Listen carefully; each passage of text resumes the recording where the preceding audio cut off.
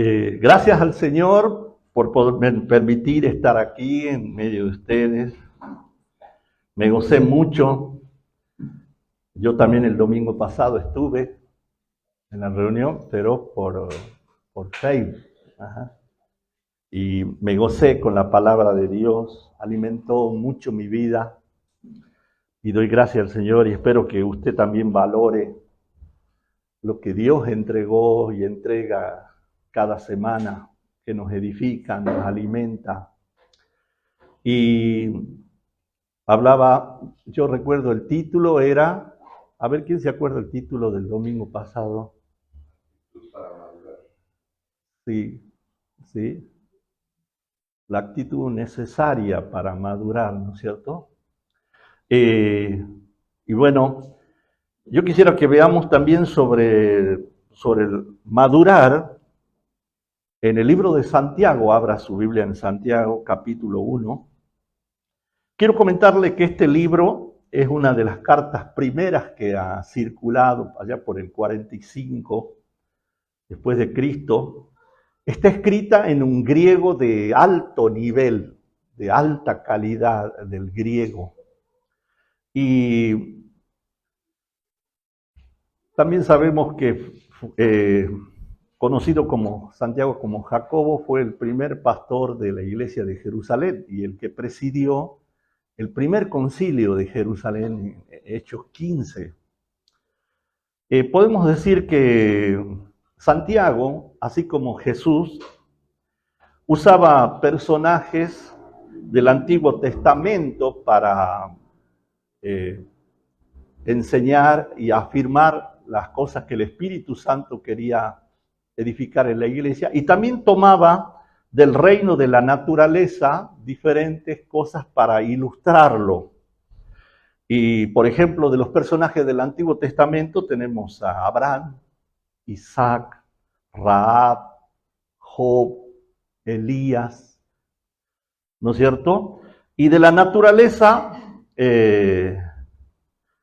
toma, por ejemplo, gráfica como el viento que genera las olas en el mar, la hierba que pasa y la flor que se marchita, cosas que nosotros podemos graficar, el fuego, la fuente de agua,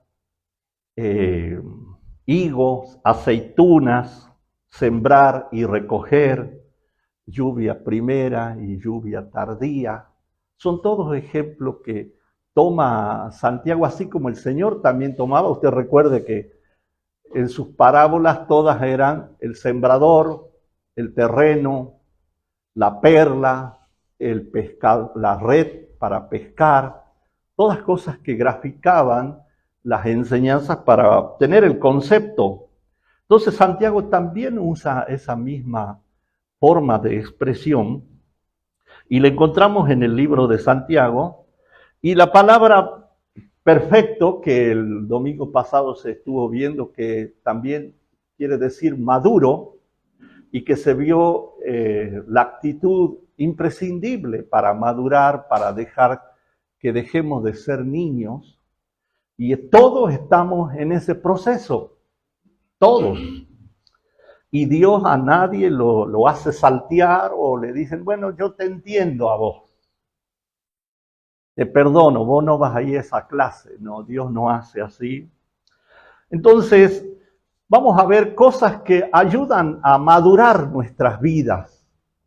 Y una de ellas es capítulo 1, versículo 2, es el sufrimiento. Ayuda a madurar nuestras vidas, dice 1:2. Hermanos míos, tened por sumo gozo cuando os halléis en diversas pruebas, sabiendo que la prueba de vuestra fe produce paciencia, y tenga la paciencia su obra completa, para que seáis, ¿qué dice? Perfecto, maduros y cabales, sin que os falte cosa alguna. O sea, que las situaciones de prueba, los sufrimientos, son para perfeccionarnos, para madurarnos, para que no nos falte nada de lo que Dios quiere que administremos.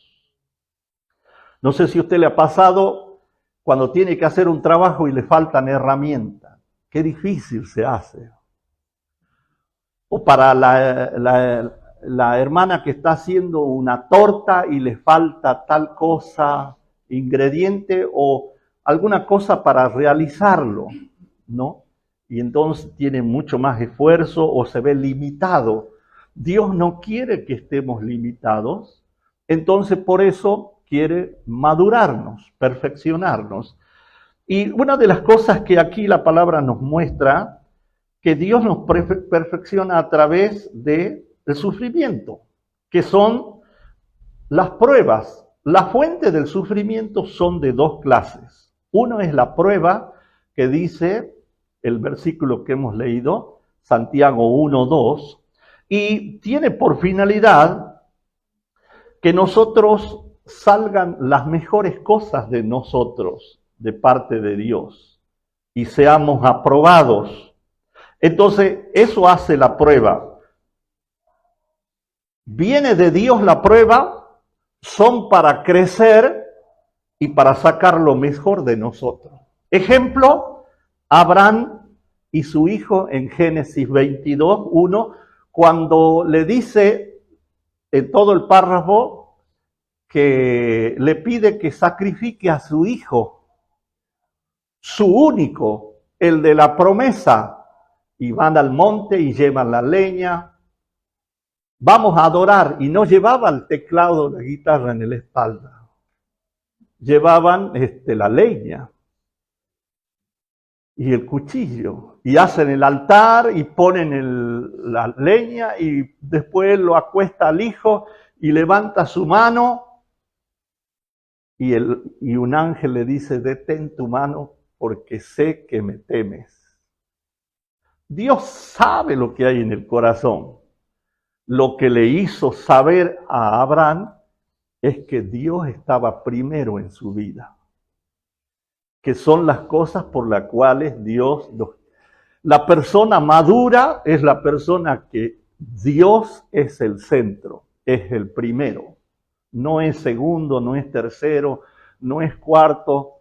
Y recuerde la exhortación, que muchas veces nosotros tenemos tantas horas al día para nosotros y no podemos separar 2 horas para el estudio, para reunirnos. Yo conozco iglesias que tienen 7 cultos a la semana, 7 reuniones y más vigilia. ¿Cómo haríamos? Lo volvemos locos nosotros. Entonces tenemos que valorar lo que Dios está mirando, si estamos madurando o todavía somos niños caprichosos, que no podemos hacer uso de la herencia. Gálatas dice que entre que el esclavo y el heredero es niño, en nada difiere. No le puede entregar la chequera para que administre. Porque lo primero que va a decir, va a comprar un barco, ¿y a dónde va a navegar acá? En el Piraí. Y va a quedar anclado en el barro. O se va a comprar una nave espacial, ¿a dónde va a ir? No va a administrar bien, ¿sí? Entonces, Abraham ahí, aconteció que estas cosas fueron para madurar, Dios lo probó. Abraham ya había creído y le fue contado por justicia, era justo delante de Dios, pero Dios tenía que madurarlo, seguir madurando ahora, y lo probó con el hijo. En Deuteronomio 8:2, y lea todo el capítulo, Dios prueba a Israel, prueba a la nación, prueba a las personas y prueba a la nación. Deuteronomio 8:2, y te acordarás de todo el camino por donde te ha traído Jehová tu Dios estos 40 años en el desierto para afligirte, para probarte, para saber lo que había en tu corazón, si ibas a guardar o no sus mandamientos. ¿Y qué es lo que surgió del corazón? Lo primero que se quejaron. Nos sacó Jehová al desierto para matarnos de hambre y de sed. Que una de las reacciones que nosotros tenemos en nuestra inmadurez, quejarnos a Dios. Y Dios dice, eso no pertenece a mi reino, eso está en tu corazón. No lo sabías, pero ahora te lo hago saber. Y si usted lee en su casa todo el capítulo, después dice, porque a la postre quiere hacerte bien, quiere darte bendición. Dice aceite, grano, hierro, cobre, para que seas próspero, dice. Es el fin de madurar el corazón de nosotros, pero le advierte, pero si teniendo estas cosas te olvidares de Jehová, te aseguro que lo vas a perder todo, dice Dios. Porque Dios no va a dejar que la plata y eso pase a primer lugar. Ya gano tanto que no tengo tiempo para la reunión. Conozco un ejemplo así. Pidió a Dios bendición, Dios lo bendijo, abrió un negocio, creció, compró máquinas, más producía, más ganaba. Ya no tenía tiempo para las reuniones. Y ya le parecía mucho el diezmo porque ya era de mucha plata. ¿Sabe qué pasó? Como él hizo una sociedad con Dios, vino un día que Dios retiró sus acciones. Se vino abajo. Y lo hizo cuando él había sacado un préstamo bancario para comprar máquinas. ¿Qué terminó? El banco le confiscó las máquinas. El hombre no pudo pagar a los empleados. Se escapó de noche a otro lado. Porque puso primero el dinero y no Dios. Algunos no ponen el dinero, sino ponen su comodidad. Yo quiero una iglesia que todo sea lindo, que me digan que estoy bien y que nadie no me señale nada. Para eso vaya al cine. Ahí no le van a decir nada.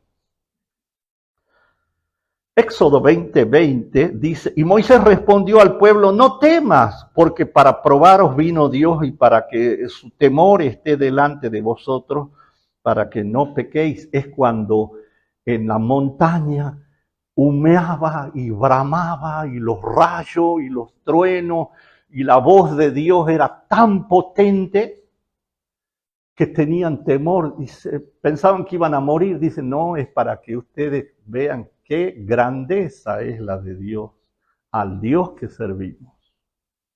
Para que el temor esté en nuestros corazones, Dios por eso nos hace pasar estas pruebas. En Lucas 22, en el Nuevo Testamento, en el verso 28, dice, pero vosotros sois los que habéis permanecido conmigo en mis pruebas, los discípulos de Jesús. Pero vosotros sois los que habéis permanecido conmigo en mis pruebas.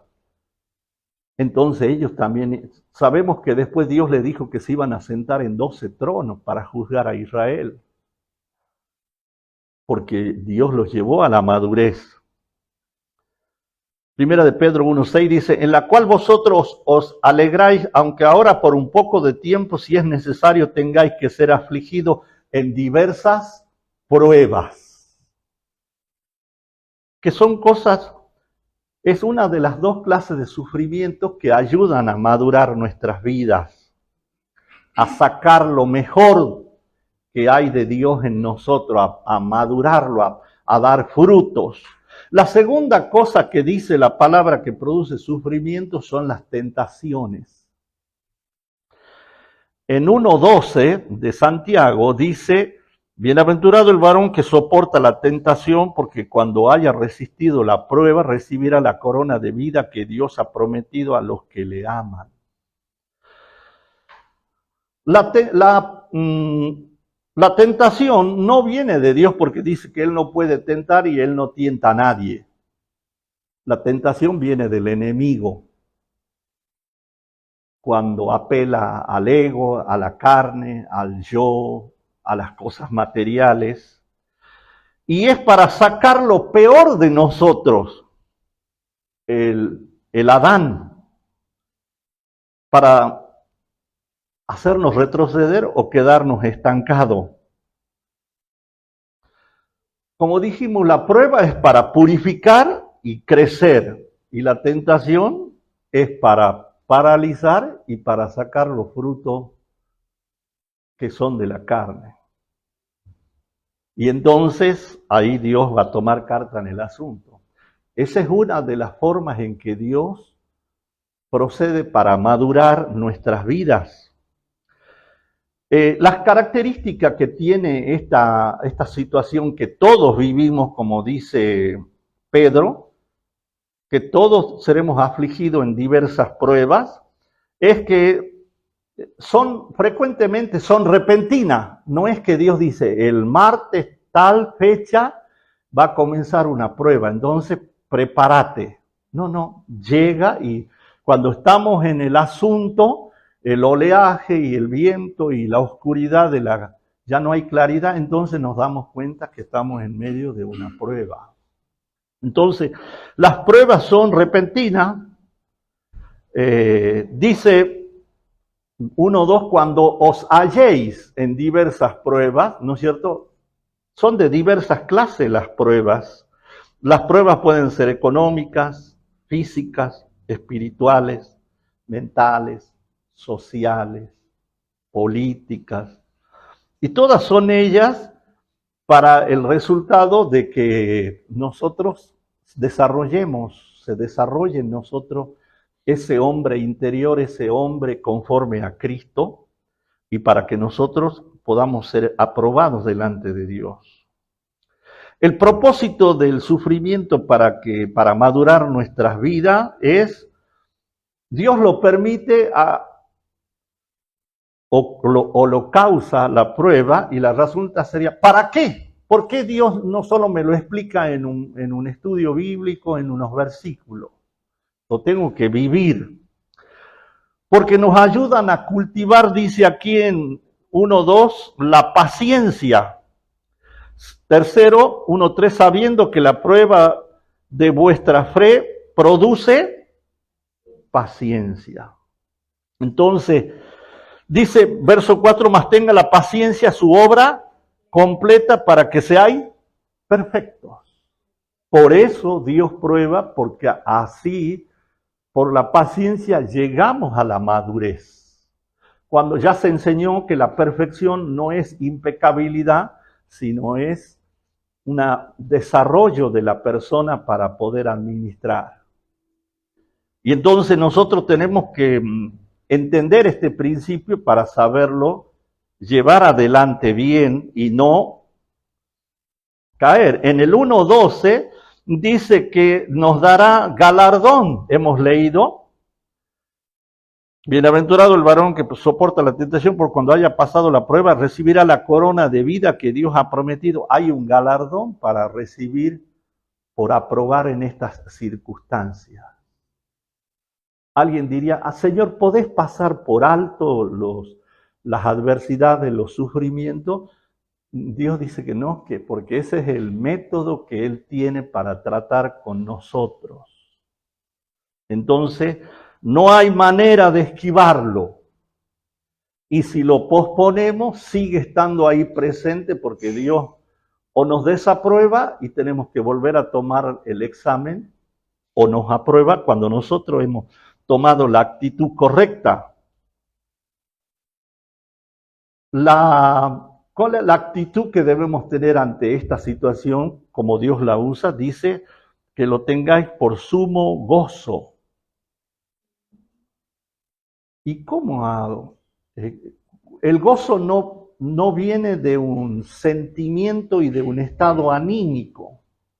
Pablo estaba en la última celda, habían sido lastimados, estaban atados, era una celda oscura y húmeda, y ellos estaban adorando y con gozo.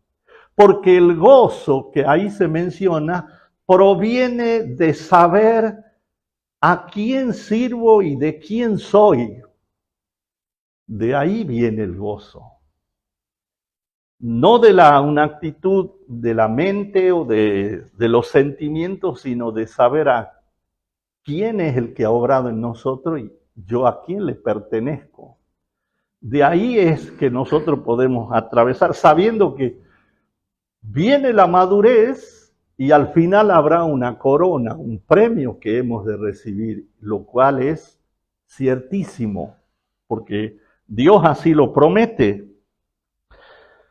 Otra de las cosas que nos ayuda a nosotros a, a madurar como hombres y mujeres de Dios es el estudio de las Escrituras. En 1:17 y 18 dice: toda buena dádiva y todo don perfecto desciende de lo alto del Padre de las luces, en el cual no hay mudanza ni sombra de variación. Él, de su voluntad, nos hizo nacer por la palabra de verdad para que seamos primicias de sus criaturas. Toda dádiva y todo don perfecto procede de lo alto. Por eso dice que la Escritura es inspirada por Dios y es útil para todos, redarguir, corregir e instruir en justicia para que el hombre de Dios sea enteramente preparado. Porque viene de lo alto, lo cual es puro, lo cual es, mis palabras son vida. Eso a nosotros nos ayudan a madurar.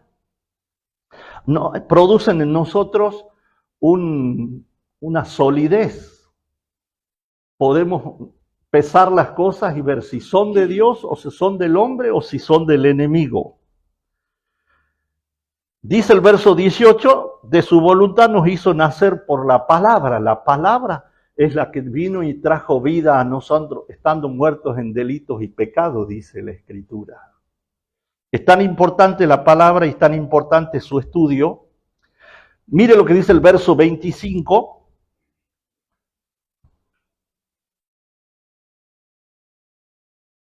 Mas el que mira atentamente en la perfecta ley, la de la libertad, y persevera en ella, no siendo oidor olvidadizo, sino hacedor de la obra, este será bienaventurado en lo que hace.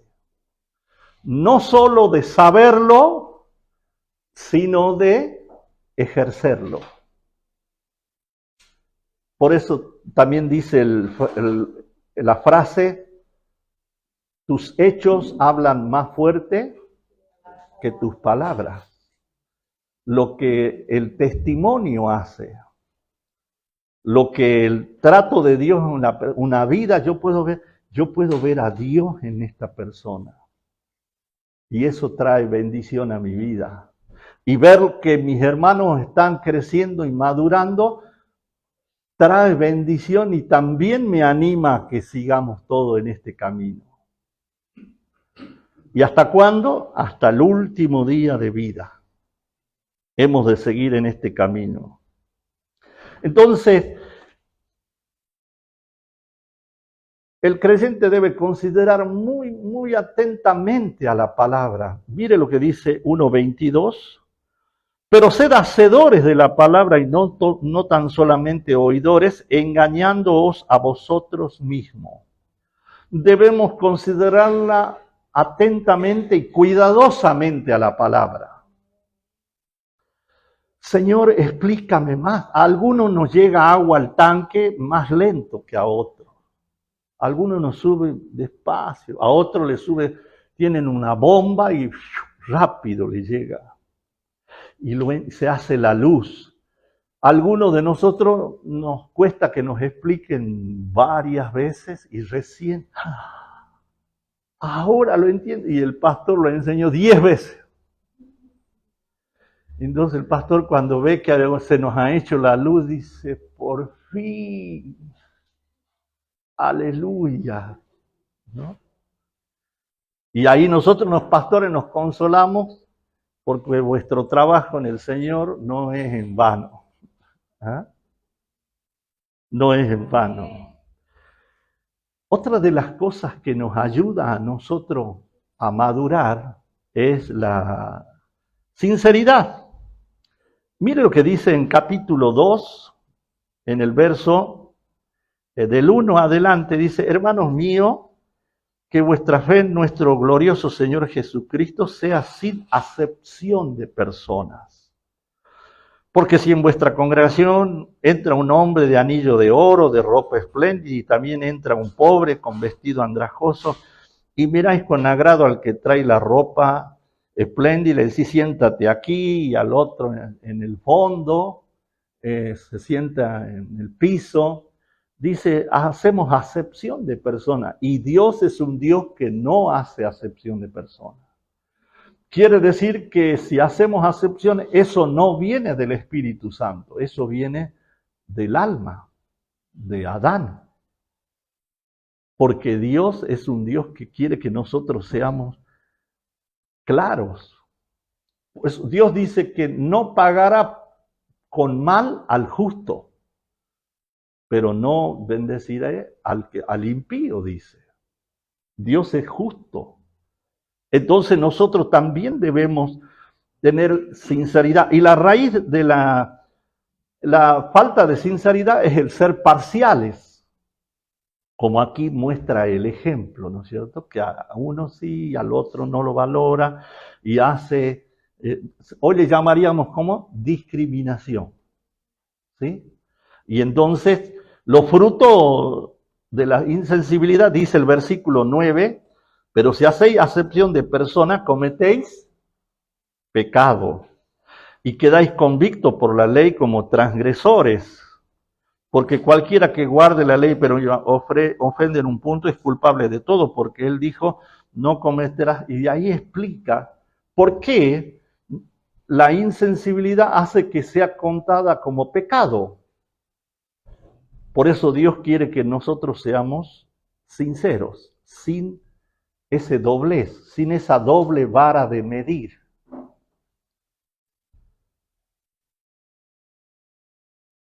Yo le contaba a unos hermanos una historia de un pastor que fue a un congreso y eran de parte de una red. Y a los pastores que eran de iglesias pequeñas, donde su economía era limitada, entonces sus ofrendas eran también limitadas, lo hospedaban en la casa de algún hermanito de la iglesia en el barrio. Pero a los pastores de iglesias grandes y de ingresos grandes los hospedaban en las casas de las mansiones de la gente más rica. Y eran autos de alta gama en los que los llevaban y traían. Y esas personas tenían reuniones privadas y en cambio los otros solo podían saludar nada más. Entonces esta persona hizo algo. Hizo como el profeta Natán, le contó una historia. ¿Sabe, siervo? Cuando se reúnen los ministerios, que son la familia, hay hijos que vienen de todos lados, pero hay hijos que acceden a las reuniones especiales y hay otros hijos que solo miran y vienen de muy lejos y tardarán un año en volver a esa reunión. A la media hora le contestó el siervo líder. Entendí el mensaje, que estaba haciendo acepción de personas. Cuando se encontraron en otro evento, lo primero que hizo es buscarlo y llevarlo con él a estar en todas las reuniones y andar en todas las actividades. Hay veces uno no se da cuenta o hay veces sí se da cuenta y se hace acepción. Entonces Dios no quiere que nosotros tengamos una forma de desarrollo en la reunión y afuera somos otra cosa. No debemos tener ese doblez. Otra de las cosas que ayuda a madurar nuestra vida es el servicio en la iglesia, como se ha hablado la semana pasada. En el verso 14, dice, hermanos míos, ¿de qué aprovecha si alguno dice que tiene fe y no tiene obras? ¿Podrá la fe salvarle? Si un hermano o una hermana están desnudos y tienen necesidad de mantenimiento de cada día y alguno de vosotros les dice, id en paz, calentados y saciados, pero no les da las cosas que son necesarias para el cuerpo, ¿de qué aprovecha? Así también la fe, si no tiene obras, es muerta en sí misma. Pero si alguno dirá, tú tienes fe y yo tengo obra, muéstrame tu fe sin obras y yo te mostraré mi fe por mis obras. Ahora, El servicio cristiano es muy importante y estos versículos son controversiales a la luz de Pablo. Pablo dice que la salvación es por gracia, por la fe, no por obra, ¿verdad? ¿Estamos de acuerdo? Y acá está diciendo que las obras, Pablo está diciendo que la salvación es cómo Dios opera en nosotros y nos justifica. Está hablando de la raíz de la justificación es por la fe, por la fe. En cambio, Santiago procura decir que el fruto de esa salvación son las obras. No es para salvación, sino es el resultado de estar en el cuerpo de Cristo, son las obras. Por eso no son contradictorios, sino están mostrando una diferente cara de lo que es el mensaje de la Biblia. Pablo habla de la justificación delante de Dios y Santiago habla de la justificación delante de los hombres. Muéstrame tus obras. Si tienes fe, entonces predica el Evangelio, haz las obras de bien, lo que se llama ayuda social, ¿no es cierto? Primeramente a lo de la familia de la fe, pero después dice a todos, al que esté a tu mano. Entonces no hay contradicción, sino son complementarias desde el ángulo en que se están mirando. Pero la responsabilidad y la tarea en la iglesia también nos lleva a madurar porque nos lleva a comprender la importancia. Por ejemplo, como se ha dicho, yo estoy sabiendo cómo se solventa la iglesia. Yo soy responsable de cómo me importa, me interesa cómo es. Todas son estas cosas que atañen al grado de madurez. Y decía un sabio hombre de Dios, dice, cuando usted ha comprometido el bolsillo con la iglesia es porque su corazón está comprometido también. Cuando no compromete el bolsillo todavía es medio espectador, solo asistente. Y Dios no quiere que seamos asistentes, seamos participantes, porque todos tenemos una función para cumplir. Entonces, esa es una de las formas en que Dios nos está madurando, nos está perfeccionando. Abraham, en el Antiguo Testamento, fue salvo, dice, cuando él creyó, y tenía 85 años. Abraham creyó y le fue contado por justicia. Pero luego vemos como hemos dicho, Génesis 22, el 1 y 2, donde él lo está probando para madurar su vida. Porque él era el padre de la fe y por medio de él venía la promesa a todas las naciones que hoy ha llegado a nuestras vidas. Mire si no fue importante el proceso en Abraham. El proceso en usted puede ser la resultante de que se levanten hombres y mujeres de Dios que Dios puede llevar por el mundo. Yo siempre pienso en el evangelista que lo llevó al Señor a Anacondia. Anacondia lleva millones de personas llevadas a los pies de Cristo en todo el mundo. Pero veo la tarea del hombre que predicó el Evangelio. A lo mejor nosotros solo para llevar la palabra a algunas almas o al entorno familiar, pero es nuestro trabajo en Cristo. A nuestro familiar, a nuestros amigos, a nuestro entorno. La Biblia nos muestra el ejemplo de Rahab. Rahab creyó a la palabra profética y por eso ella obró en fe, escondiéndolo a los espías. No solo creyó, sino que manifestó su fe en esa obra, los escondió. Y le fue contado por justicia y está en la línea genealógica del Señor Jesús.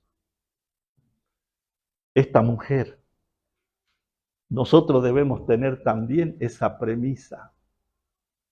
Para Dios, ninguna cosa que estemos haciendo pequeña o grande, Dios la va a dejar de lado.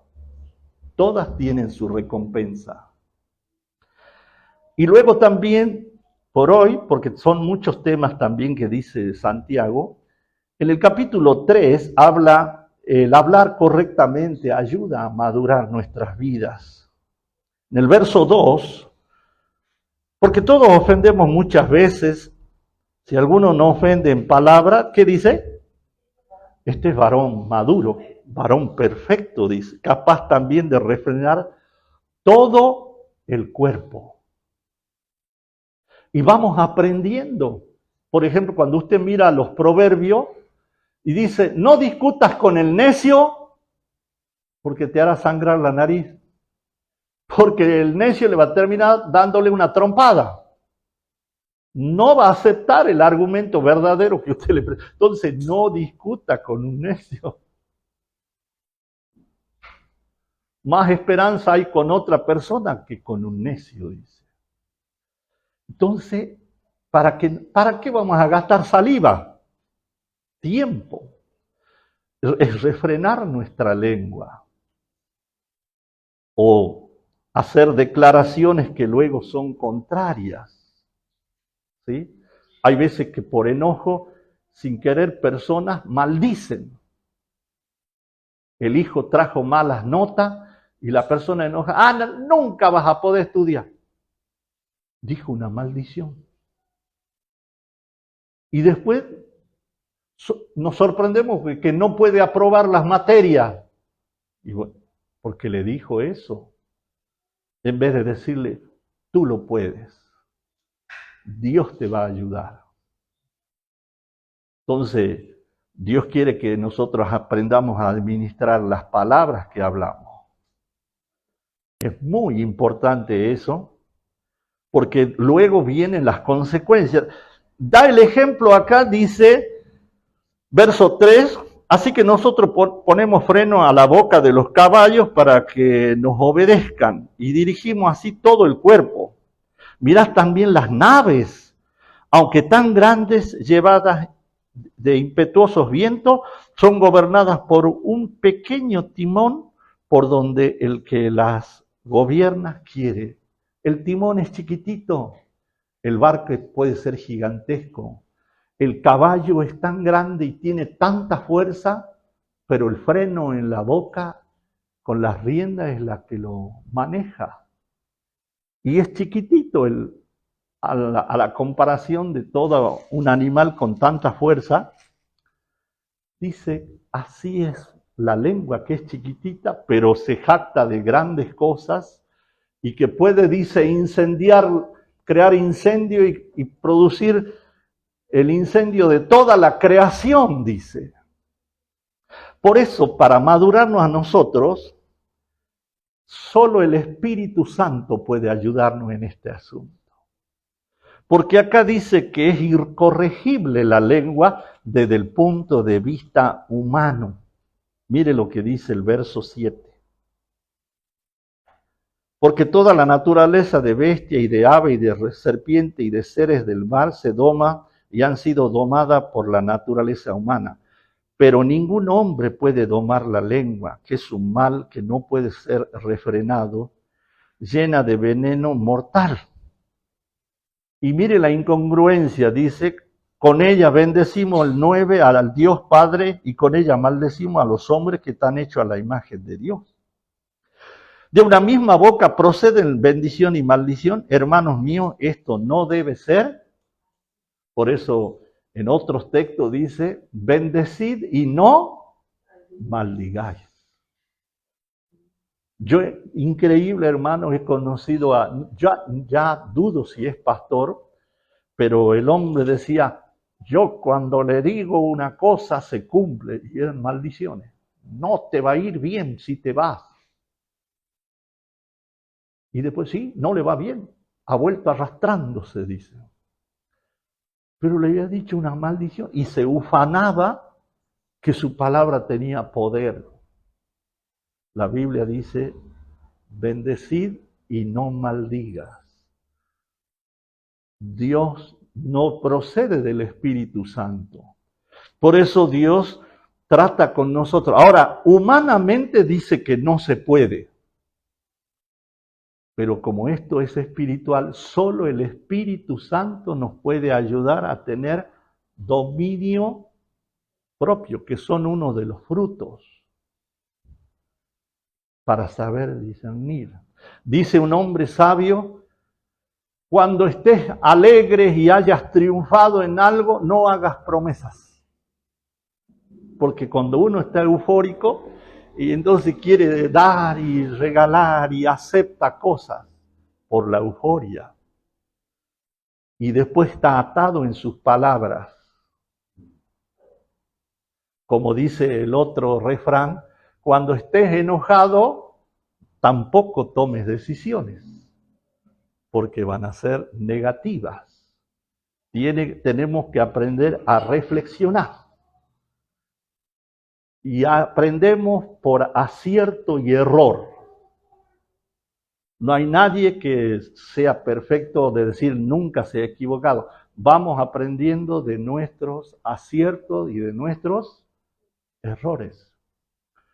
Lo vemos en los aciertos y los errores de Pablo, de Jacob, de David, de todos los hombres y mujeres, porque Dios no los esconde, los dejó en la Escritura para que vean que son hombres sujetos a las mismas pasiones que nosotros.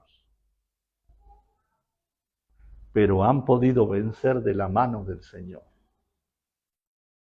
No de la mano de la religión, sino de la mano del Señor.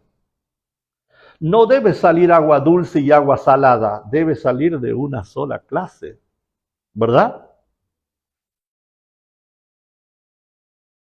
Quedan para otra oportunidad otras cosas que nos ayudan a madurar, que son el servicio, el sacrificio personal, la paciencia, la oración, el ganar almas. Todas esas cosas ayudan a madurar nuestras vidas. Y seguramente Dios le mostrará otras cosas en la Escritura y a través de las enseñanzas que el Espíritu Santo siempre está trayendo. Pero Dios está empeñado en que podamos nosotros ser administradores de las riquezas. Por eso, ¿se acuerda la frase esa que dice? La que ora Pablo, para que nosotros podamos ser administradores de las riquezas, de su gracia, de todas las cosas maravillosas que Él ha entregado a la iglesia, pero no se pueden administrar si somos, hoy se llamaría bipolar. Nosotros tenemos que ser de una sola característica. Y para eso necesitamos la ayuda entre todos nosotros. Yo tengo algunos pastores amigos a los cuales yo les digo, dígame qué ven ustedes o qué perciben espiritualmente, porque yo veo y creo que hago de una manera, pero quiero saber cómo lo ven ustedes, porque creo que el Espíritu Santo está en ustedes y me pueden dar una definición. Porque en la multitud de consejeros está la sabiduría. Porque es difícil que 4 o 5 hombres y mujeres de Dios se equivoquen todos. Siempre va a estar una respuesta de parte de Dios. Así que eso me ayuda. Y cuando uno descubre las fallas, entonces es para venir a los pies de Cristo y que nos ayude a corregir eso que administramos. Y qué lindo es que lo aprendan los niños, los jóvenes, los adolescentes, que no tengamos que pasar muchos años para recién saber estas cosas. Así que doy gracias al Señor por lo que Dios nos está dirigiendo. Amén. Quisiera que oremos, primeramente dando gracias a Dios por todo lo que Él ha hecho hasta ahora en nuestras vidas. Demos gracias al Señor por aquellas personas que Dios usó para traernos al camino. Bendigamos a esas personas, o si ya no están entre nosotros, sus familias. Demos gracias al Señor por lo que se nos está instruyendo, alimentando. Y pidamos a Dios que siga trabajando en nosotros para que podamos seguir madurando, siendo responsables, desarrollando nuestras vidas, nuestras familias, nuestros ministerios. Oremos. Padre, gracias por esta salvación tan grande. Gracias por la obra perfecta en la cruz, Señor. Gracias porque has iluminado mi vida, mi casa, mi familia. Maravillosas son tus obras, Señor. Quiero orar y bendecir a aquellos que tú usaste y que fueron obedientes y que sembraron su tiempo, su vida, su dinero en presentarme el reino de Dios y me enseñaron y me tuvieron paciencia y siguieron orando por mí, Señor. Les sea recompensado ahora. Y a los que ya no están aquí entre nosotros y están en tu presencia, sus familias cosechen, Señor. Y les sea claro de dónde viene la bendición. Señor, te ruego también por la iglesia, por los hermanos de las cuales somos, por la congregación que estamos aquí, Señor. Gracias por la palabra que tú traes a nuestras vidas. Ayúdanos a no ser solamente oidores, sino hacedores. Que haya fruto, que haya compromiso en nosotros, Señor. Que pueda manifestarse que tú eres primero en nuestras vidas. Señor, que yo pueda pasar las pruebas, porque sé que luego vendrá su obra perfecta, Señor. Y para que no nos falte ninguna cosa. Y porque sabemos que habrá un premio y un galardón seguro, Señor. Gracias por tu palabra que nos ayuda a madurar. Gracias, Señor, por el servicio, el trabajo en la obra, Señor. Por el poder tener, Señor, dominio por el Espíritu Santo de nuestra lengua, de nuestro hablar. Señor, te rogamos que sigas trabajando en nosotros y en toda tu iglesia. A ti sea la gloria y la honra, Señor. Yo te ruego la bendición sobre cada familia, los que estudian, los que trabajan, sus negocios, sus profesiones. Señor, sea bendita la nación porque tú las creaste para tu gloria, Señor. Bendita sea Bolivia, Santa Cruz, Señor, y todos los que llevan adelante tu reino. Te doy gracias en el nombre del Padre, del Hijo y del Espíritu Santo.